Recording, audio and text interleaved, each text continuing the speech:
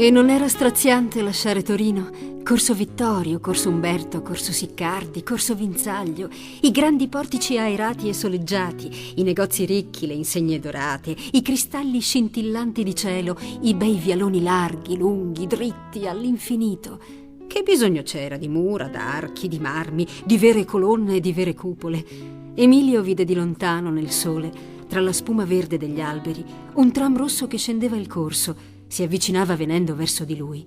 Fu improvvisamente sicuro, come se una mano misteriosa gli stringesse il cuore per avvertirlo che a Roma non avrebbe trovato, né a Parigi, né a Sydney, né a New York se ci fosse andato.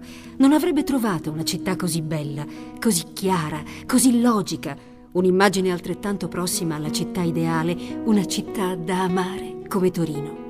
Era la prima volta che Emilio veniva a giocare a bocce al Martinetto, ma presto gli parve di avere sempre conosciuto tutti: professionisti, artigiani, impiegati, operai, ufficiali superiori a riposo, magistrati, perfino manovali si radunavano lì, costruendo lì, realizzando sul terreno e con le bocce in mano una provvisoria società ideale, una società dove regnava la cordialità e il buon umore, dove l'unica lingua era il dialetto.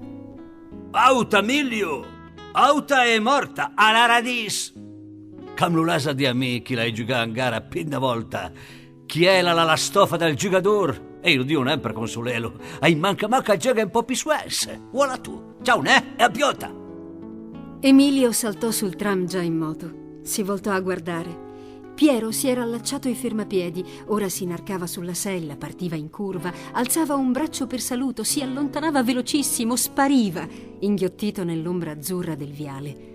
Laggiù in fondo si vedevano ancora le creste nere delle Alpi contro una striscia di cielo verde-giallo, verde chiaro, profondo, struggente. Che cosa desidera il nostro cuore?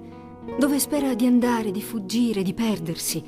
L'affetto di un amico, il cielo verde sulle Alpi a sera, è come se ci ricordassero un bene che abbiamo dimenticato e che torniamo a sperare.